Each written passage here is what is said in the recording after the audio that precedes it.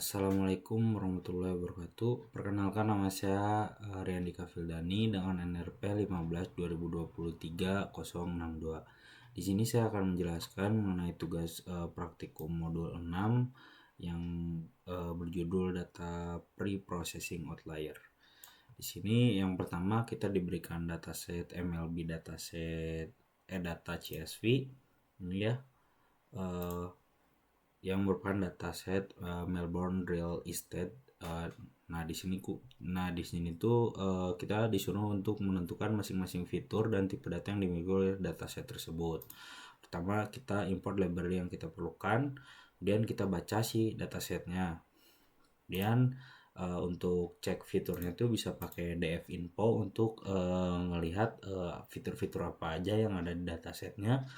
Kemudian di DF kolom ini untuk memperlihatkan ada kolom apa saja yang ada di dataset. Kemudian DF di types ini untuk melihat tipe data dari setiap fiturnya. Dan ini outputnya untuk data kolom, ini tipe datanya. Nah ini untuk nama-nama kolom. Nah ini tadi fitur-fiturnya, nama-nama kolomnya, kemudian tipe-tipe data dari fiturnya. Kemudian di sini tuh menentukan fitur-fitur yang memiliki data outlier menggunakan boxplot, z-score, dan EQR atau interquartile range. Di sini kita mulai dari boxplot dulu, dimana di sini tuh hanya ambil kolom numeriknya aja. Di sini kita select dulu si fiturnya yang si kolomnya yang memiliki numerik. Kemudian PLT figure ini untuk kayak buat gambar si grafiknya aja sih. Kemudian di sini bisa dilihat fitur-fitur aja yang apa aja yang memiliki outlier menggunakan boxplot. Sini yang lumayan terlihat jelas ini di price ya. Cara buat baca boxplotnya tuh adalah ini tuh yang hijau garis ini tuh si Q2-nya, ini ada Q3-nya, ini Q1-nya. Jadi EQR dan kotak ini tuh adalah EQR atau Q3 dikurangin Q1-nya. Kemudian ini batas bawahnya atau minnya, ini max-nya. Dan ini adalah outlier-outliernya gitu. Begitupun pada fitur-fitur yang lain, mana harus yang lebih di zoom ya. Kemudian di sini kita pakai z-score. Dimana z-score itu rumusnya tuh nilai dari data dikurangi rata-rata dibagi standar deviasi. Cuman di sini kita nentuin ini pakai threshold aja, itu kan thresholdnya 3, dimana apabila si z-score-nya nilainya lebih besar dari threshold, maka fitur itu mengandung outlier gitu. Dan di sini ada fitur-fitur yang mengandung outlier, ada room, price, distance, postcode, bathroom, card, dan lain-lain. Dan kemudian ini untuk ngebaca fitur apa aja yang mengandung outlier tapi pakai EQR. Pertama kita ini buat kayak list untuk yang fitur apa aja yang ada outliernya. Kemudian ini untuk ngelooping sebanyak numeric column untuk yang kolom yang numericnya aja. Yang pertama Q1 kita tentuin dulu Q1-nya yaitu 25% dari data. Kemudian Q3-nya 75% dari data, dan ini tuh by kolomnya ya, jadi setiap fiturnya gitu. Nah habis itu kita tentuin EQR-nya, dimana EQR-nya itu rumusnya di Q3 dikurangin Q1 dan untuk dapat EQR-nya. Kemudian kita tentuin si lower sama upper-nya atau batas bawah dan batas atas. Dimana batas bawah tuh rumusnya Q1 dikurangi 1,5 dikali EQR.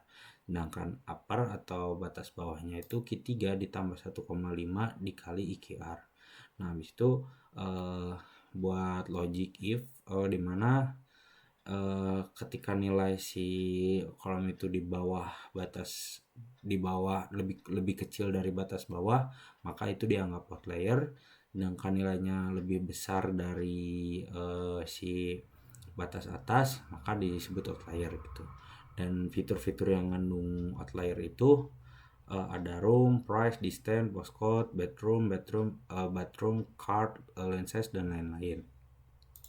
Kemudian tentukan fitur-fitur yang tidak memiliki data outlier. Di sini kita buat variable no outlier calls. Di sini ada logic loopingnya, dimana kita lihat dari list tadi mana fitur yang tanpa outlier. Ternyata setelah kita coba cari atau kita looping, di sini tidak ada fitur tanpa outlier. Kemudian buatlah program sederhana untuk dapat mengisi data outlier pada kolom atau fitur building area dengan nilai minimum, nilai maksimum, nilai mean, dan nilai median. Pertama kita panggil dulu kolom, jadi kita buat variabel kolom apa yang mau kita cek outliernya, kan di sini building area ya. Kita tentuin Q1 nya dulu, Q3 nya dulu, habis itu buat cari IQR nya, habis itu cari low batas bawah sama batas atas, kemudian buat logic outlier nya kayak lebih kecil dari batas bawah dan lebih besar dari batas atas, itu dianggap outlier. Dan kita sum atau jumlahkan ada berapa outlier, dan kita bisa lihat di sini jumlahnya ada 353. Nah ini untuk logic mengganti si nilainya dengan nilai minimum, ini mengganti dengan nilai minimum dari data, nilai paling kecilnya. Kemudian max ini untuk ngeganti nilai maksimum dari data. Misalkan ada outlier nih nilainya 999, ternyata nilai max-nya tuh 10.000. Nah diganti dengan nilai max itu. Nah kalau main ini rata-rata dari seluruh data yang ada di kolom si building area. Nah si data outlier itu diganti dengan nilai main ini. Kemudian untuk median nilai tengah data. Nah nilai outlier itu nanti diganti dengan nilai median dari data kolom outlier. Kemudian di compare, diperlihatkan before, min, max, mean, dan mediannya, dimana before-nya misalkan 309, minnya kan di dalam data ini tuh 0 ya, jadi diganti dengan 0. Kemudian max-nya kan 44515 diganti. Nah meannya berapa, kan hitung mean, dan mediannya berapa. Nah ini buat ganti-gantinya. Dan di sini untuk lebih mudah memvisualisasikannya, dimana kita visualisasikan menggunakan box plot, dimana ada before, min, max, mean, dan median. Dari hasil visual box plot ini, metode median memberikan hasil terbaik dalam menangani outlier karena mampu mengurangi nilai ekstrim tanpa merusak distribusi data. Berbeda dengan metode mean, nah ini mean yang masih terpengaruh dengan outlier, serta metode min-max yang cenderung menghasilkan distribusi yang tidak realistis. Nah itu. Kemudian di sini ada soal selanjutnya, yaitu buatlah program sederhana untuk dapat mengisi data outlier pada fitur lane size dan price dengan nilai data yang ada sebelumnya dan nilai data setelahnya. Pertama kita buat function untuk handle pref atau handle sebelumnya. Kemudian kita seperti biasa kita cari outliernya dengan cara nyari Q1-nya dulu, Q3-nya dulu, IQR-nya dulu, begitu. Tentukan batas bawah, batas atas, habis itu kita looping. Kalau misalkan kurang dari batas bawah itu outlier, lebih besar dari batas atas itu juga outlier. Habis itu misalkan udah terdeteksi nih di indeks itu tuh outlier. Nah nanti di sini kan ada i-1, nah diganti dengan nilai sebelumnya gitu, di return atau disimpan ke dfname atau ke variable dfname ini.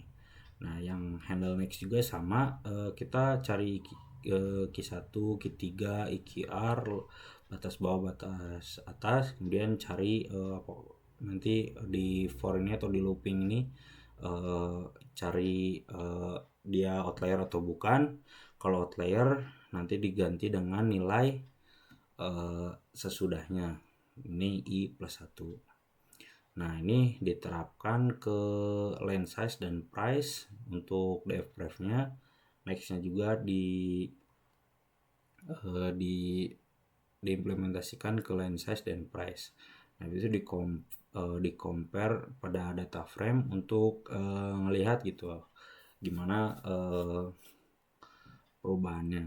Nah, di sini ada before line size sama.